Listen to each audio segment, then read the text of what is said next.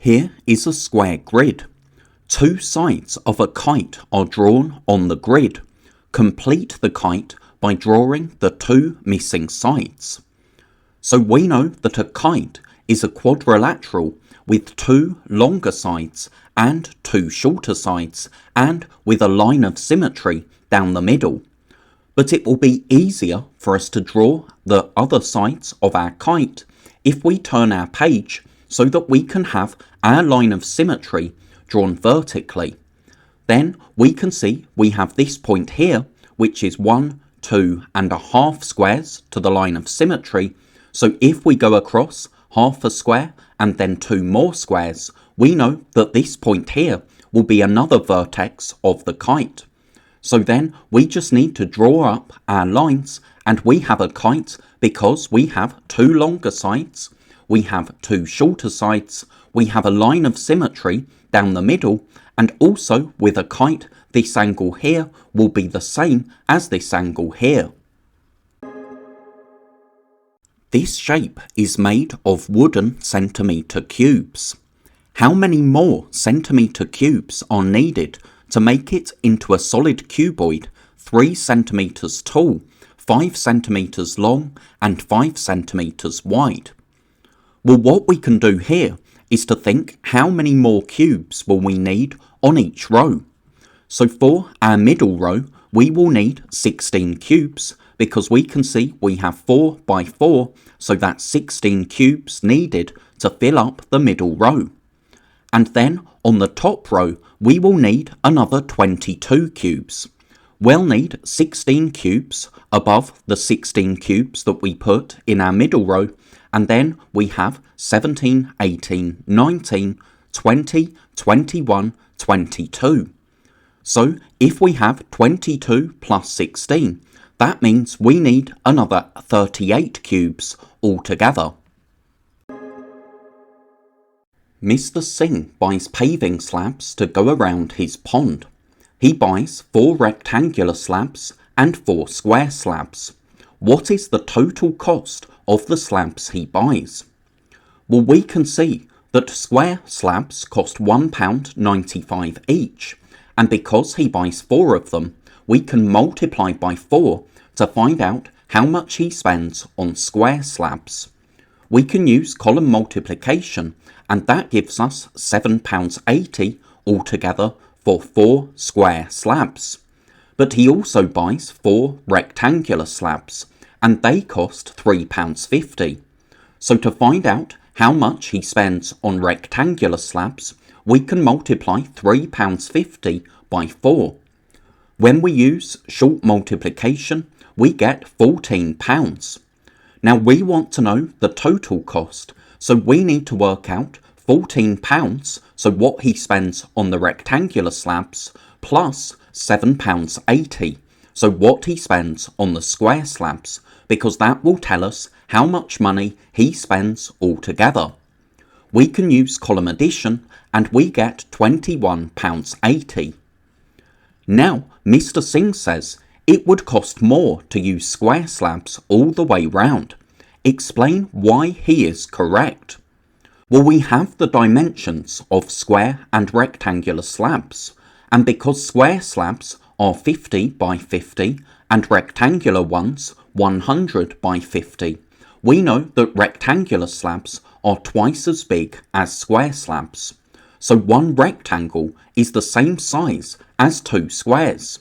So that means we can divide these rectangles in half, and then we can see that he would need 12 squares. Now if we work out the cost of 12 square slabs, we can work out £1.95 times 12, and that gives us £23.40. So they would cost £23.40, which is more than £21.80, so more than what he spends if he buys 4 rectangular and 4 square slabs. This diagram shows a square with dots at the vertices and at the middle of each side. The square is divided into 4 triangles, A, B, C and D. Write the letters of all the triangles that have a right angle. Remember, a right angle is a 90-degree angle, so that's the size of the corner of a piece of paper or the corner of this screen. So we can see that A has a right angle, and so does B, and so does D. Now C doesn't have a right angle because you might look at this angle here, but if you check with the corner of a piece of paper, you'll see that this is in fact an acute angle, so less than a right angle, less than 90 degrees. Now write the letters of all the isosceles triangles. Remember, isosceles triangles are triangles where two sides are the same length and two angles are the same. So A is an isosceles triangle because this side is the same length as this side at the top, and this angle here is the same size as this angle here. We also have C as an isosceles triangle because this line here is the same length as this line here, and this angle is the same as this angle. B and D are not isosceles triangles because all of their sides are different lengths. Mina has 5 more marbles than Kirsty. Kirsty has 2 more marbles than Seb. Altogether, they have 30 marbles. How many marbles does each child have? Now here we could use trial and error, but it will become easier for us to understand if we use a bar model. So we have Seb, Kirsty and Mina, and altogether they have 30 marbles. Now Kirsty has 2 more marbles than Seb. So if we copy down Seb's bar, we can copy that bar underneath Kirsty, and because she has an extra 2, we can write 2 in this part here. Now Mina has 5 more marbles than Kirsty. So under Kirsty, we have a bar and then 2. So under Mina, we can copy what we have under Kirsty. So that's a bar and then 2. But Mina has 5 more. So we can write 5 here.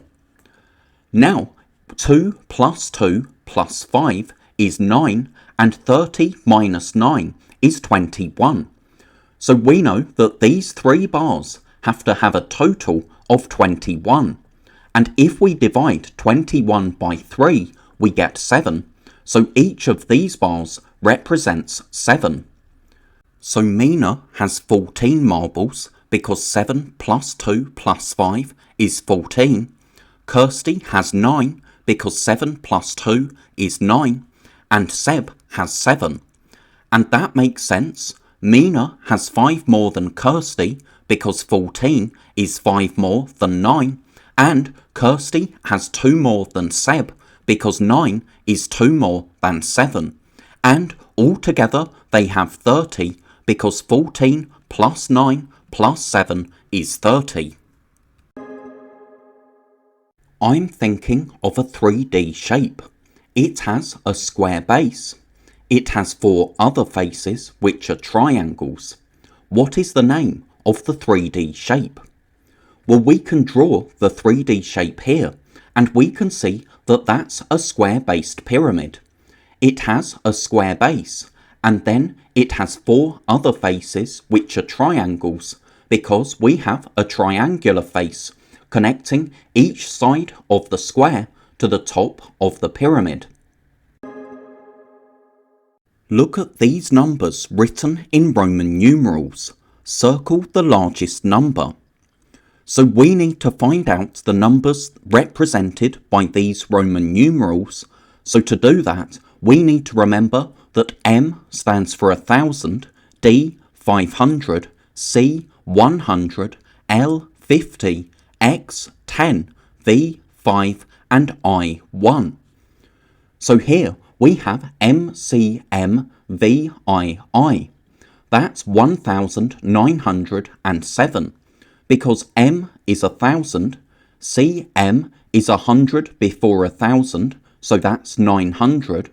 V is 5, and 2 I's is 2, and 5 and 2 make 7.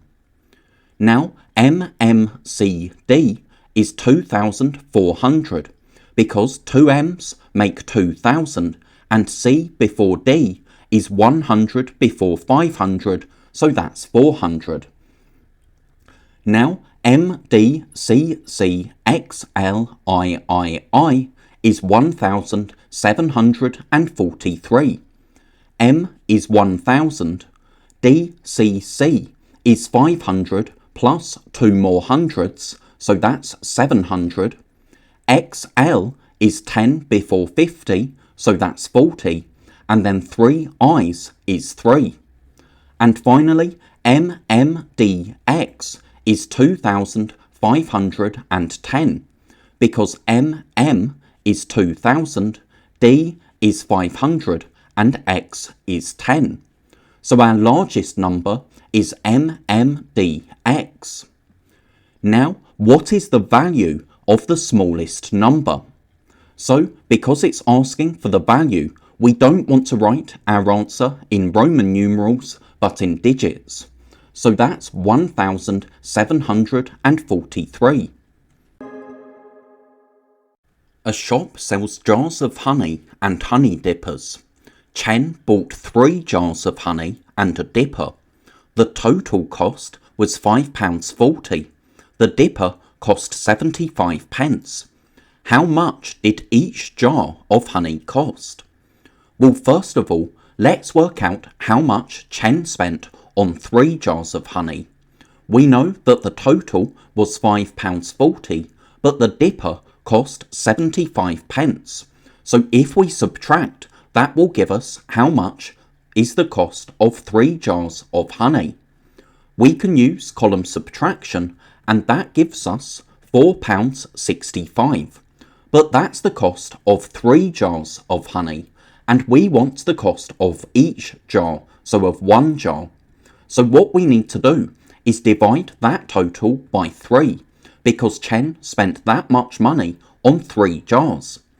We can use short division, and that gives us £1.55, so that's the cost of each jar of honey. Lynn has 5 blocks which are all the same. She balances them on the scale with 2 weights. Calculate the weight of 1 block. So we know that these 5 blocks plus 500 grams has the same total weight as 800 grams. Now 800 minus 500 is 300. So that tells us that the 5 blocks together have a weight of 300 grams because 500 plus 300 is 800. But we want to know the weight of 1 block. So if we know 5 blocks weigh 300, to find the weight of 1 block, we need to divide 300 by 5. That's 60 grams because 30 divided by 5 is 6. And then if we have an end zero in our dividend, we need an end zero in our quotient. Put these volumes in order, starting with the smallest. So we have 900 millilitres, half a litre, which is the same as 500 millilitres, because 1 litre is 1,000 millilitres, so half a litre will be half of 1,000. Then 80 millilitres is our other value. So the smallest volume is 80 millilitres. Then we have half a litre, because that's the same as 500 millilitres. Then 900 millilitres, and our largest volume is 1 litre, because 1 litre is the same as 1,000 millilitres.